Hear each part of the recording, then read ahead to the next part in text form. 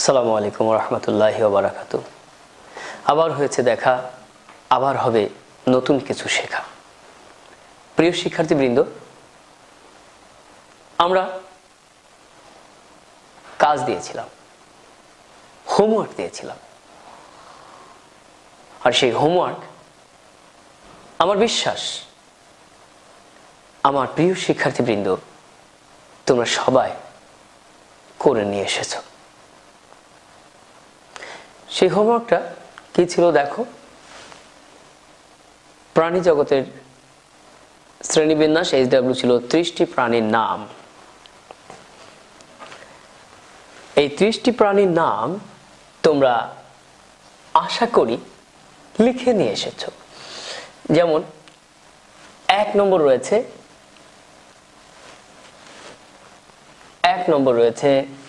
কি বলো? মানুষ। 1 নম্বরে রয়েছে মানুষ, শ্রেষ্ঠ জীব। 2 নম্বর তুমি তোমার মতো করে ভেবে ভেবে লিখে নিয়ে এসেছো। যেমন হরিণ, বাঘ, গরু, ছাগল, মহিষ, ভেড়া, হাঁস, মুরগি, তেলাপোকা, টিকটিকি, উইপোকা, ছারপোকা, ব্যাঙ, সাপ, ক্রোকোডাইল বা কুমির, রয়েছে কচ্ছপ, রয়েছে হাতি, জেব্রা, ঘোড়া। এইভাবে তোমরা আশা করি 30টি প্রাণীর নাম লিখে নিয়ে এসেছো। আর তোমাদের ক্লাস 7-এর পড়াশোনারও কিছু বিষয় রয়েছে, যেমন micro organism, virus, bacteria, amoeba.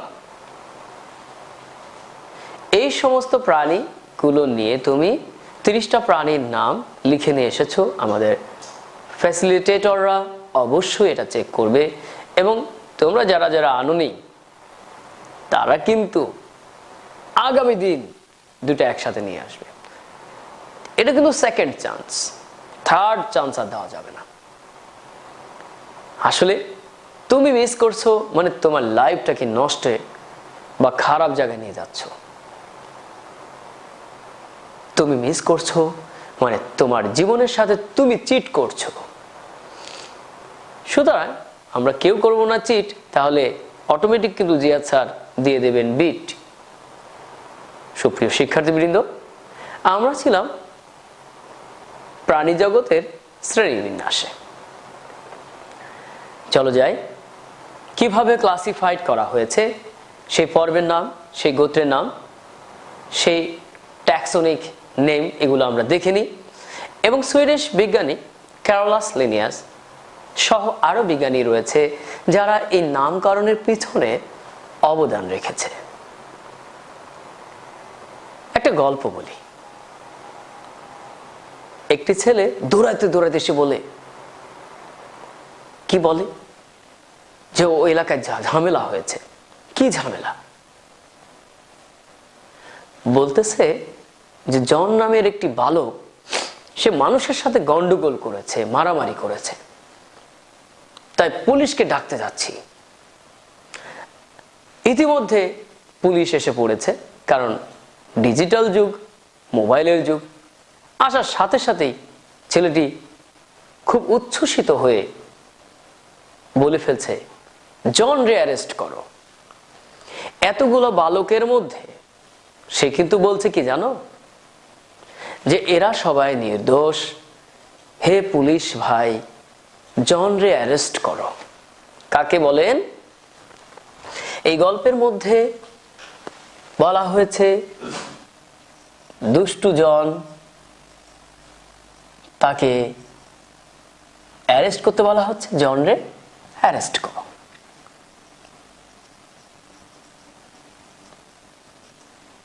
Arrest করো।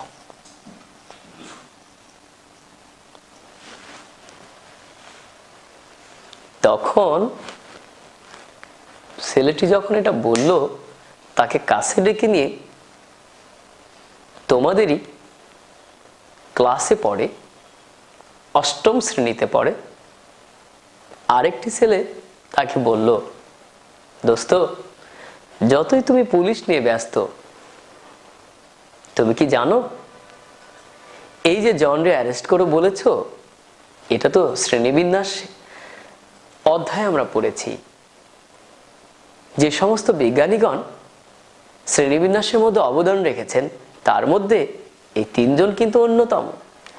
যদি একটু পৃষ্ঠা খুলি তাহলে কিন্তু অটোমেটিক আমরা বলি যে কারা রয়েছে। শ্রেণীবিন্যাসের ইতিহাসে যে সমস্ত বিজ্ঞানীদের মধ্যে অন্যতম তিনজন, তারাই হচ্ছে জন রে অ্যারেস্ট করো। সেটা কিভাবে? অবাক হয়েছে রয়েছে। সেটা কি? অ্যারিস্টটল, জন রে, ক্যারোলাস লিনিয়াস। অর্থাৎ সে বলেছে যে জন রে ইনি একজন বিজ্ঞানী, জন রে। অ্যারেস্ট হচ্ছে অ্যারিস্টটল, ইনি একজন বিজ্ঞানী। জন রে ইনি একজন বিজ্ঞানী। Aristotle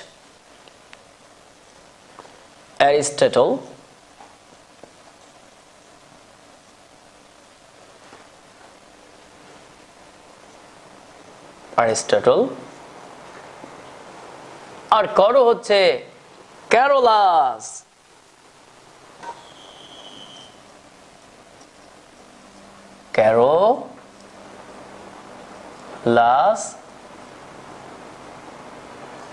Linnaeus. আসলে উনি কিন্তু জিনিয়াস। উনি কিন্তু জিনিয়াস। লিনিয়াস।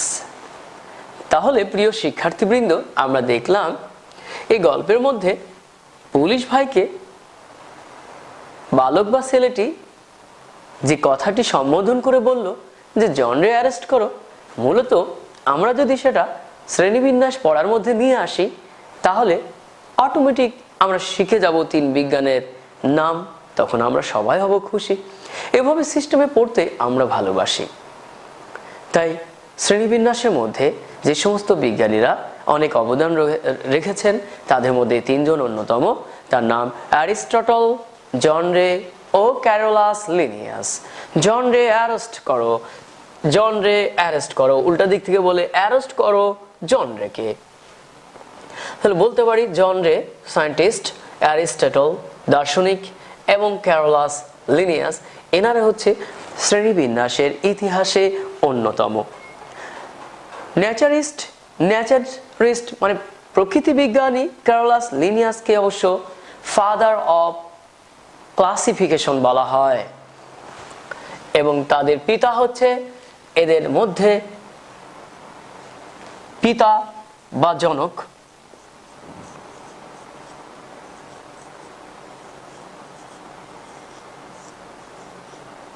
যেমন আমাদের বাঙালি জনক হিসেবে বলা হয় বঙ্গবন্ধু শেখ মুজিবুর রহমান, তেমনি ভাবে প্রিয় শিক্ষার্থীবৃন্দ এই প্রকৃতি বিজ্ঞানী যে সমস্ত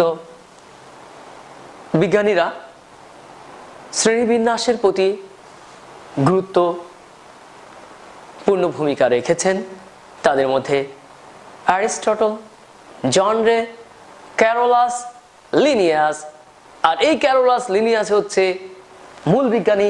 তিনি হচ্ছে এই প্রাণীদের শ্রেণীবিন্যাসের হচ্ছে পিতা বা জনক। ইনি হচ্ছেন ক্যারোলাস লিনিয়াস।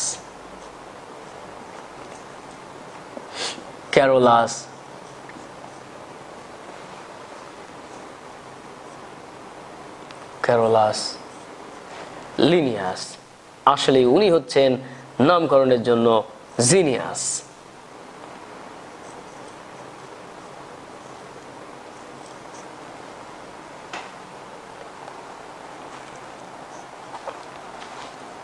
তিনি দেখিয়েছিলেন মানুষ, কোনো ব্যাঙ, কবুতর এরা এক একটি প্রজাতি এই কবুতর বিশাল একটি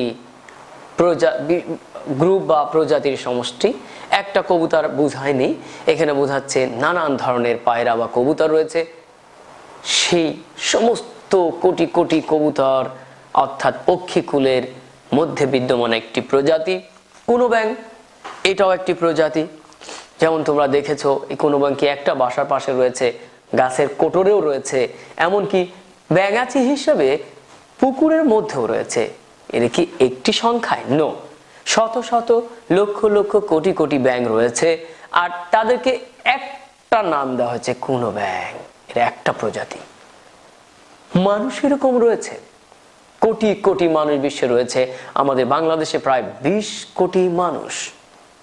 তাদের মধ্যে রয়েছে মেয়ে মানুষ, আবার ছেলে মানুষ, কেউ বাবা, কেউ মা, কেউ ভাই, কেউ বোন, কিন্তু সবাই কিন্তু একটা প্রজাতি মানুষ। মানের যাদের রয়েছে হুঁশ, তার নাম হচ্ছে মানুষ। প্রিয় শিক্ষার্থীবৃন্দ, আপনারা সঠিকভাবে শিখে নেন। বারবার বলার একটাই কারণ, যেন এই কথাগুলো রাখতে পারেন স্মরণ, যেন ভালো করে শুনেন আমার কথা। বেশি খোলা লাগবে না বা দেখা লাগবে না এই বইয়ের পাতা। আপনাদের একটাই দায়িত্ব, সেটা হচ্ছে কি আপনারা বেশি বেশি লিখবেন এবং বেশি বেশি আত্মস্থ করবেন। প্রিয় শিক্ষার্থীবৃন্দ, তাহলে আমরা দেখলাম যে শ্রেণীবিন্যাসের অর্থাৎ প্রাণী জগতের শ্রেণীবিন্যাসের পিতা বা জনক হচ্ছেন ক্যারোলাস লিনিয়াস। তিনি ছিলেন আসলেই জিনিয়াস, তিনি ছিলেন সুইডিশ বিজ্ঞানী। তার 10ম সংস্করণ সিস্টেমা ন্যাচারের মধ্যে এই নামকরণের একটি অভিনব পদ্ধতি, যার নাম বৈজ্ঞানিক পদ্ধতি বা দ্বিপদী নামকরণ সিস্টেম চালু করেছিলেন। আর সেই নাম হিসেবে জ্ঞানী মানুষ পরিচিত হয় হোমো সেপিয়েন্স নামে।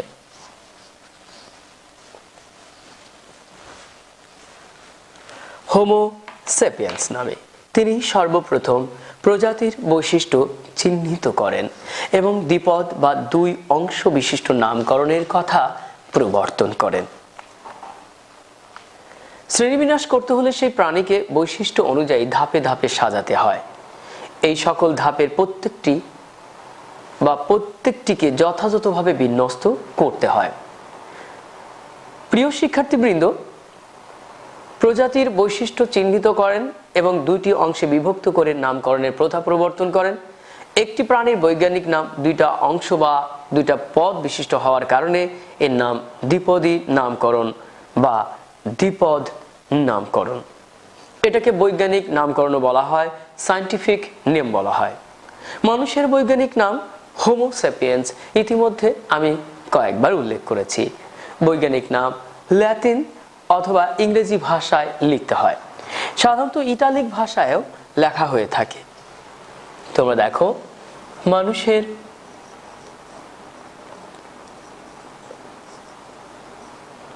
মানুষের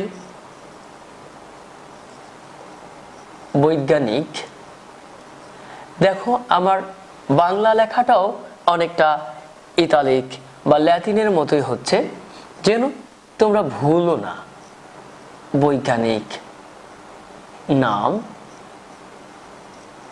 বাঁকা করে হোমো স্যাপিয়েন্স।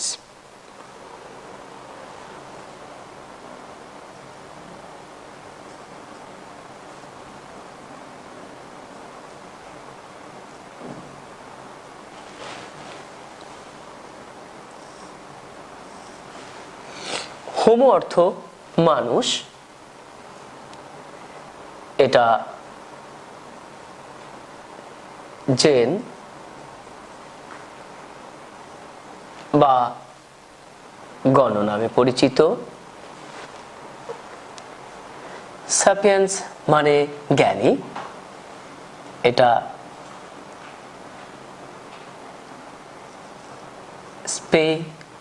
সিস নামে পরিচিত।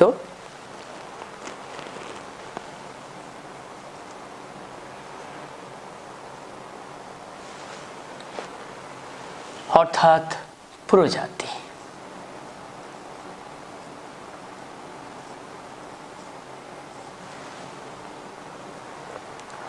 মানুষের বৈজ্ঞানিক নাম হোমো স্যাপিয়েন্স। শ্রেণীবিন্যাসের ইতিহাসে অ্যারিস্টটল, জন রে ও ক্যারোলাস লিনিয়াসের নাম উল্লেখযোগ্য। প্রকৃতিবিজ্ঞানী ক্যারোলাস লিনিয়াসকে শ্রেণীবিন্যাসের জনক বলা হয়। তিনি সর্বপ্রথম প্রজাতির বৈশিষ্ট্য চিহ্নিত করেন এবং দ্বিপদ বা দুই অংশ বিশিষ্ট নামকরণের প্রথা প্রবর্তন করেন।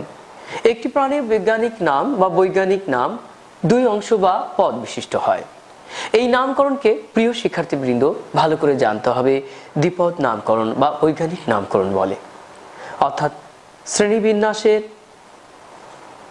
থেকে শুরু করে মানুষের বৈজ্ঞানিক নাম হোমো স্যাপিয়েন্স বা বৈজ্ঞানিক নাম ল্যাটিন অথবা ইংরেজি ভাষায় লিখতে হয় এই পর্যন্ত ফার্স্ট ব্র্যাকেট দিয়ে ক্লোজ করেন। প্রথম থেকে শ্রেণীবিন্যাস থেকে শুরু করেন, ইংরেজি ভাষায় লিখতে হয়, এখানে গিয়ে ক্লোজ করেন। মনে রাখবেন এই অংশটা টিটি, ঠোঁটে ট্রান্সফার, এমনভাবে করবেন মুখস্থ যেন পরীক্ষায় আসার সাথে সাথে লিখতে হয়ে যান আপনি ব্যস্ত। নাম্বার পাবেন সম্পূর্ণ বা আস্ত। প্রিয় শিক্ষার্থীবৃন্দ, সুতরাং ভালো করে লিখে নেন। ইতিমধ্যেই কিন্তু বৈজ্ঞানিক নামকরণের পদ্ধতিটা আমি আলোচনা করে ফেলেছি। কোনো একটি অ্যানিমালসের অথবা উদ্ভিদের বৈজ্ঞানিক নাম যদি আপনি করতে চান তাহলে দুটি অংশ বিভক্ত করে লিখতে হবে। প্রথম অংশটা হচ্ছে জেন, জেনাস, জেন, এবং দ্বিতীয় অংশটা হচ্ছে স্পেসিস অর্থাৎ গণ ও প্রজাতি। এই দুটি দিকে লক্ষ্য রেখেই নামকরণ করা হয়। যেমন মানুষের বৈজ্ঞানিক নাম হোমো স্যাপিয়েন্স, এটা লেখার নিয়ম হচ্ছে ইটালিক ওয়েতে, একটু বাঁকা করে। আপনারা দেখতে পাচ্ছেন আমার লেখা কিন্তু সোজা, প্রথম অধ্যায় এখানে লেখা রয়েছে প্রথম, অথচ পরের লেখাগুলো ইচ্ছা করে আমি বাঁকা লিখেছি যেন বোঝাতে পারি এই হোমো স্যাপিয়েন্স কিন্তু এইরকম করে লিখতে হয় ইতালিক হয়ে ল্যাটিন ওয়েতে। তো না পারলে কিছু করার নেই, বলে দিবেন, কিন্তু চেষ্টা করলে ভালো, তখন অটোমেটিক আপনার জীবনে আসবে হাসির আলো, সাফল্যের আলো। প্রিয় শিক্ষার্থী বৃন্দ, তাহলে বুঝে নেন আমার ছন্দ কিভাবে হোমো স্যাপিয়েন্স লিখতে হয়। যদি থাকে দ্বন্দ্ব প্লিজ আমাদেরকে জানাবেন। মানুষের বৈজ্ঞানিক নাম পরীক্ষায় মিছিল করতে করতে আসে হোমো স্যাপিয়েন্স। হোমো যা ল্যাটিন শব্দ মানুষ, স্যাপিয়েন্স যার ল্যাটিন শব্দ জ্ঞানী বা প্রধান, অনেক বুঝে, চিন্তাশীল, সৃজনশীলতা যার রয়েছে, সেখান থেকে হোমো স্যাপিয়েন্স এসেছে। এই অংশটা জেন থেকে নেওয়া হয়েছে, এই অংশটা স্পেসিস থেকে নেওয়া হয়েছে। সুতরাং বৈজ্ঞানিক নাম লেখার কৌশল হচ্ছে গিয়ে ল্যাটিন বা ইংরেজি শব্দ লিখতে হয় কিছুটা বাঁকা করে, গণ অবস্থায় অর্থাৎ জেনে আপনি প্রথম অক্ষরটা বড় হাতের হবে, অর্থাৎ এই লেটার বা বর্ণটি ক্যাপিটাল লেটার বা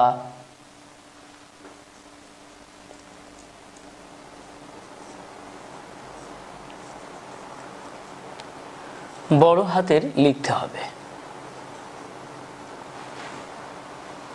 অপরদিকে এই অংশটা আপনারা দেখতে পাচ্ছেন, এই অংশটা স্যাপিয়েন্সের এস অংশটা ছোট হাতের, স্মল লেটার, ছোট হাতের অক্ষর। একটু বড় হাতের অক্ষর ক্যাপিটাল লেটার।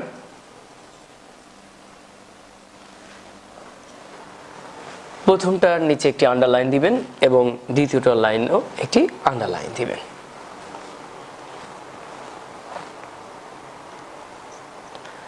প্রিয় শিক্ষার্থীবৃন্দ, আপনারা দেখেছেন আপনাদের বইয়ে একটি টেবিল রয়েছে, বানর, কেঁচো, ঝিনুক, পাখি ও মাছ।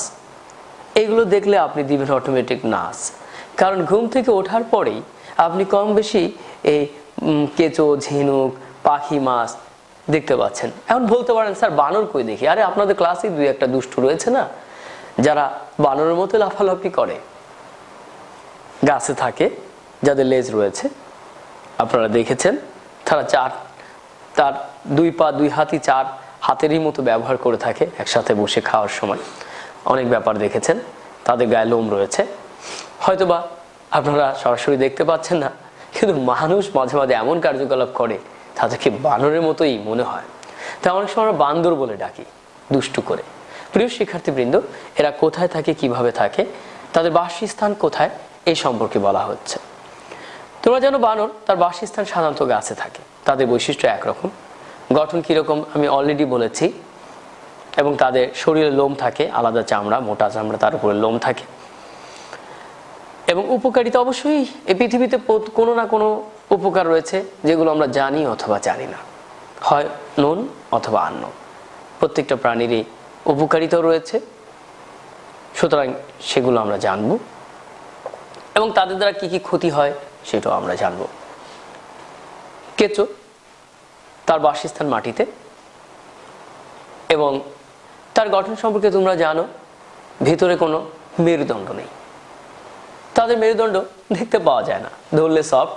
অনেক সময় তোমরা বড়শিতে করে মাছ ধরার ক্ষেত্রে টোপ হিসেবে নদীতে, খালে, বিলে, পুকুরে দিয়ে থাকো, তখন মাছ এটা খাবার মনে করে বড়শিতে ঠোকাঠুকি করে, পরে গেঁথে যায়, তোমরা আনন্দ পাও এবং মাছ ধরে নিয়ে আসো। কেঁচো কোথায় থাকে, তার গঠন কেমন, তার উপকারিতা কি, অপকারিতা কি, তোমরা জানো অবশ্যই এর উপকারিতা রয়েছে। কেঁচোকে প্রাকৃতিক নাঙ্গল বলা হয়ে থাকে। আমি তোমাদেরকে বলে দিচ্ছি, এই টেবিলটা তোমরা পূরণ করার চেষ্টা করবে। প্রথম ক্লাসে আমি বলবো না, দ্বিতীয় ক্লাসে এর উত্তর দিব, তোমরা মিলিয়ে নিবে। জাস্ট বলে দিচ্ছি, ঝিনুক কোথায় থাকে তুমি তোমার ধ্যান থেকে জানো, পুকুরে, খালে, বিলে, সমুদ্রে, অর্থাৎ পানির মধ্যে ঝিনুক থাকে। বাসস্থান জানলাম, এর গঠন কেমন, দেখবো অনেক শক্ত একটি কাঠামো থাকে। উপকারিতা সবাই জানে, কিন্তু চুন তৈরি হয়, চুনা পাথর তৈরি হয়, ইত্যাদি। পাখি, তোমরা জানো নানান ধরনের পাখি রয়েছে, তার মধ্যে কোকিল, কাক, দোয়েল, কোয়েল, ময়না, শালিক রয়েছে। মুরগিও কিন্তু পাখির মধ্যে, পক্ষীকুলের মধ্যে। তাদের কিন্তু মেরুদণ্ড রয়েছে, তাদের পাকস্থলীতে তোমরা জানো বায়ুথলি থাকার কারণে তারা উঠতে পারে। তাহলে এগুলো হচ্ছে তাদের বৈশিষ্ট্য, তাদের বাসস্থান। তারা জলে বসবাস করে না, তারা ডাঙায় বসবাস করে, স্থানে বসবাস করে। অনেক সময় তারা তৃণভোজী হয়ে থাকে, তারা এরকম ছোট ছোট শাকসবজি বা ছোট ছোট দুর্বা ঘাস খেয়ে জীবনযাপন করে। মাছ মাটিতে বসবাস করে না, অবশ্যই পানিতে বসবাস করে। তাদের ফুলকা রয়েছে, গিলস রয়েছে, তাদের পাখা রয়েছে, এর মাধ্যমে সাঁতার কাটতে পারে।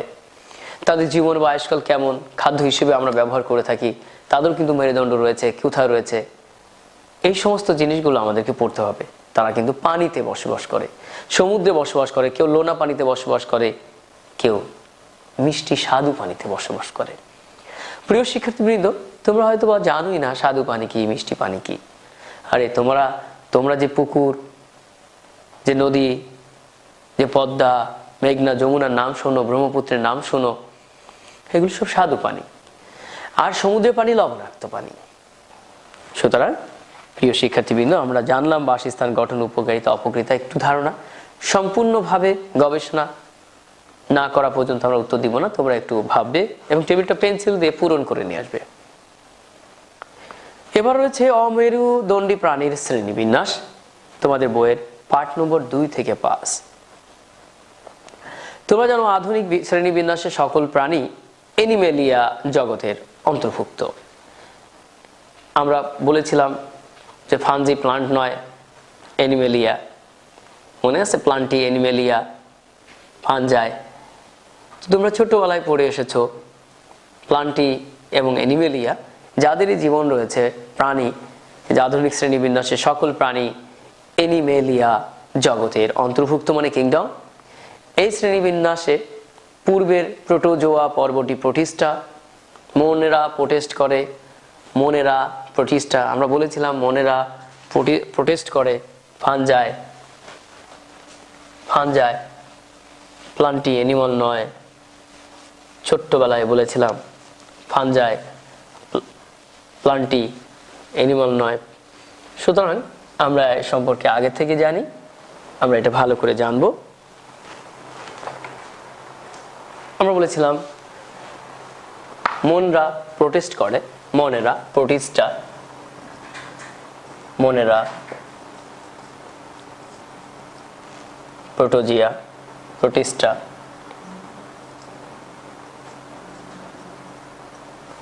Fungi,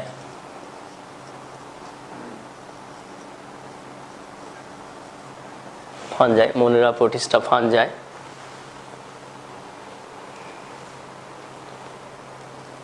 plenty,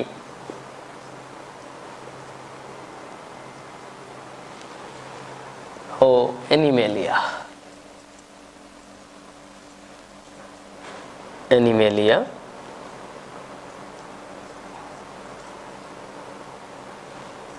মেলিয়া। মনেরা Protista, Fungi, plenty ও অ্যানিমেলিয়া। প্রাণী জগৎ বা অমেরুদণ্ডী প্রাণীর শ্রেণীবিন্যাসে যদি আমরা করি, দেখব যে সকল প্রকার শ্রেণী, সকল প্রকার প্রাণী অ্যানিমেলিয়ার মধ্যে রয়েছে, অর্থাৎ অ্যানিমলের মধ্যে রয়েছে, অ্যানিমেলিয়া সকল প্রকার অ্যানিমল,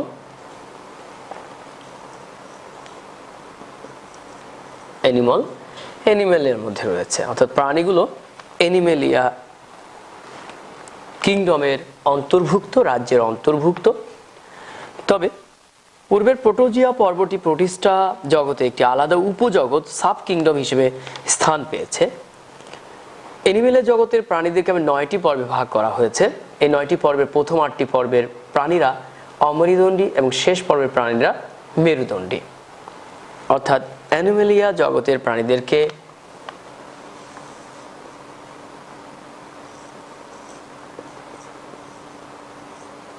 নয়টি পর্বে বিভক্ত করা হয়েছে, যার 8টি অমেরুদণ্ডী প্রাণী এবং একটি মেরুদণ্ডী প্রাণী, 9টি পর্বে বিভক্ত করা হয়েছে।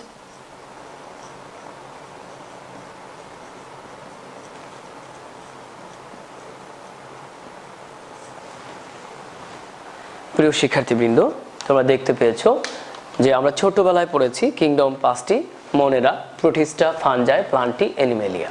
অ্যানিমেলিয়া একটি কিংডম বা রাজ্য। অ্যানিমেলিয়ার মধ্যে রয়েছে সকল প্রাণী। এই প্রাণীদেরকে আবার 9টি পর্বে বিভক্ত করা হয়েছে। এই 9টি পর্বের নাম আমাদেরকে মুখস্থ করতে হবে। শ্রেণীবিন্যাসের বাবা কিন্তু ক্যারোলাস লিনিয়াস। তিনি তার সিস্টেমিয়া ন্যাচারি বইয়ের মধ্যে, সিস্টেমিয়া ন্যাচারের বইয়ের মধ্যে 10ম সংস্করণে দ্বিপদী নামকরণ উল্লেখ করেছেন। তিনি হচ্ছে বৈজ্ঞানিক নামের প্রবর্তক। তিনি হচ্ছে সুইডিশ বিজ্ঞানী। ম্যাক্সিমাম অংশগুলো ল্যাতিন ভাষায় লেখা হয় বা ইংরেজি ভাষায়, তবে ইটালিক বাঁকা ভাষায় বাঁকাভাবে এই লেটারগুলো লিখতে হয়। এটা দুটো অংশ বিভক্ত, একটি গণ আর একটি প্রজাতি, একটি জেন আর একটা হচ্ছে স্পিসিস। এটা আমরা শিখেছি। আর বলেছিলাম যে এই প্রাণীদের শ্রেণীবিন্যাসের ক্ষেত্রে বিশেষ করে 3জন বিজ্ঞানী গুরুত্বপূর্ণ অবদান রেখেছেন। তাদের মধ্যে রয়েছেন একজন অ্যারিস্টটল, আরেকজন জন রে, আরেকজন ক্যারোলাস লিনিয়াস। আর এই প্রাণী বা বিশেষ করে অমেরুদণ্ডী প্রাণী এবং মেরুদণ্ডী প্রাণী, এই এক কথায় প্রাণীদেরকে এবার কয়েকটি ভাগে বিভক্ত করা হয়েছে। 9টি পর্বে তাদেরকে বিভক্ত করা হয়েছে। 9টি পর্বের মধ্যে 8টি পর্ব হচ্ছে অমেরুদণ্ডী প্রাণীর ক্ষেত্রে, আর একটি পর্ব হচ্ছে মেরুদণ্ডী প্রাণীর ক্ষেত্রে। অর্থাৎ মেরুদণ্ডী এবং অমেরুদণ্ডী প্রাণী কি?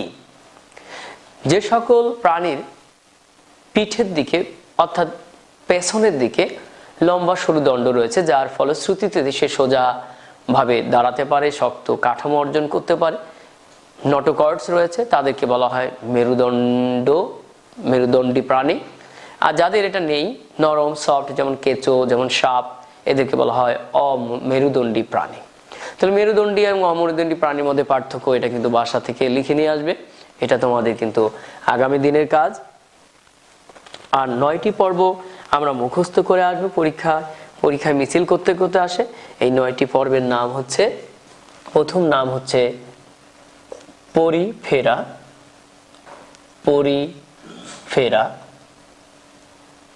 1। 2 নম্বর হচ্ছে গিয়ে Cnidaria,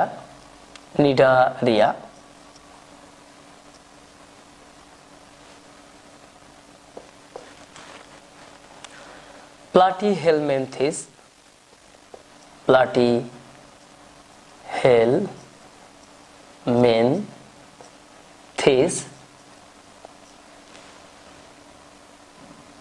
Porifera, Cnidaria, Platyhelminthes, Annelida,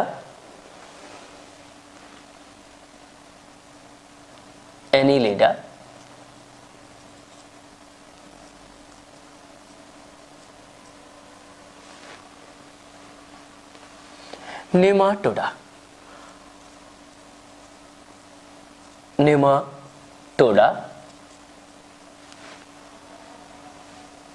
অর্থোপোডা,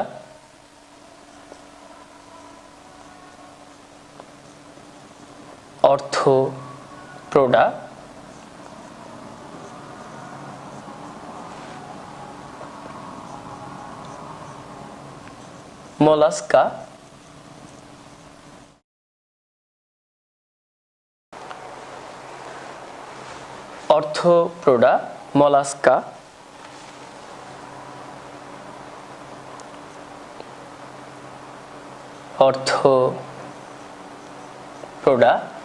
mollusca.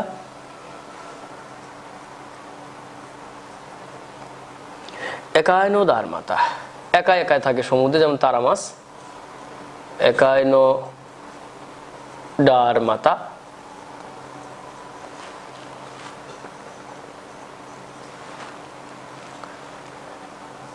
নম্বর 9, কর্ডাটা।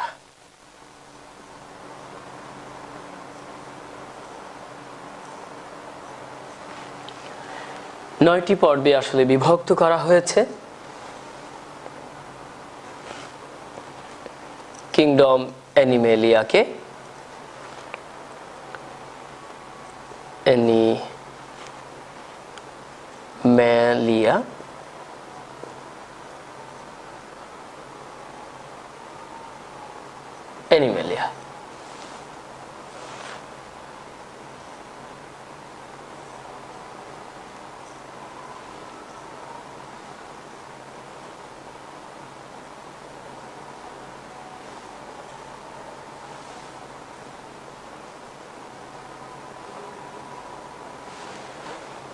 প্রিয় শিক্ষার্থীবৃন্দ, আমরা দেখলাম অ্যানিমেলিয়া কিংডমকে কয়েকটি পর্বে বিভক্ত করা হয়েছে। সেটার নাম হচ্ছে 9। না বুঝলে, না পড়লে আসবে ক্ষয়, বুঝলে হবে জয়। প্রথমটা হচ্ছে পরিফেরা, দ্বিতীয়টা Cnidaria, Platyhelminthes, Annelida, Nematoda, Arthropoda, Mollusca, Echinodermata, Chordata, সব অ্যানিমেলিয়া রাজ্যের অন্তর্ভুক্ত। প্রিয় শিক্ষার্থীবৃন্দ, বেশি পড়া দিব না, কিন্তু অল্প পড়ার মধ্যে সমস্তগুলো আত্মস্থ করে আসতে হবে। এই নামগুলো অত্যন্ত কঠিন, মনে রাখা অনেক কষ্ট, পড়তে পড়তে সময় হয়ে যায় নষ্ট। এজন্য তোমাদের জন্য একটি টেকনিক সৃষ্টি করেছি, সেটা বলবো আগামী ক্লাসে স্পষ্ট, কিন্তু তার আগে তোমাকে পড়ে আসতে হবে 9টি, তাহলে তোমার অবশ্যই হবে জয়টি, দূর হয়ে যাবে ভয়টি। আগে শিখতে হবে, পরে technique. Porifera, Cnidaria, Platyhelminthes, Annelida, Nematoda, Arthropoda, Mollusca, Echinodermata, Chordata. Animalia অর্থাৎ এই মেরুদণ্ড অমর তিনটি প্রাণীকে 9টি ভাগে বিভক্ত করা হয়েছে। এই কর্ডাটাকে আবার কয়েকটি ভাগে বিভক্ত করা হয়েছে। উপপর্ব যেটাকে বলা হয় ইউরোকর্ডাটা, সেফালোকর্ডাটা, ভার্টিব্রাটা। আবার ভার্টিব্রাটাকে কয়েকটা ভাগে ভাগ করা হয়েছে, যেমন সাইক্লোস্টোমাটা, কন্ড্রিকথেস, অস্টিকথেস, উভচর, সরীসৃপ, পক্ষীকুল, স্তন্যপায়ী প্রাণী। প্রিয় শিক্ষার্থীবৃন্দ, তোমাদের দ্বিতীয় নম্বর বইয়ের 2 নম্বর পেজে 2.5 পার্ট সম্পূর্ণটা মুখস্থ থাকবে এবং তোমরা চেষ্টা করবে এগুলো একটু পড়ে আসতে। পরবর্তী দিন আমরা পরিফেরা থেকে আলোচনা করব এবং এগুলোর সংক্ষিপ্ত রূপ কিভাবে মনে রাখা যায় সেটা আবিষ্কার করার চেষ্টা করব। দেখি পারি কিনা, তোমরাও করবে চেষ্টা। যদি থাকে একনিষ্ঠা, অবশ্যই হবে সফল, কোনো কিছু হবে না বিফল। প্রিয় শিক্ষার্থীবৃন্দ, যেহেতু 8ম শ্রেণী, এটি বোর্ড পরীক্ষার সাথে রিলেটেড, আন্তরিকভাবে বারবারই রিকোয়েস্ট করে যাচ্ছি যেন ঠিক মতো তোমরা পড়াশোনা করো। প্রতিদিন পড়া ধরা হবে কিন্তু, এবং এই পেজ থেকে 5টি এমসিকিউ করে আসবে। তাহলে HW থাকলে হচ্ছে তোমাদের 9টি পর্ব মুখস্থ এবং 5টি মাল্টিপল চয়েস কোশ্চেন। আশা করি সবাই ভালো থাকবে এবং হোমওয়ার্ক করে আসবে। আসসালামু আলাইকুম ওয়া রাহমাতুল্লাহি ওয়া বারাকাতুহু।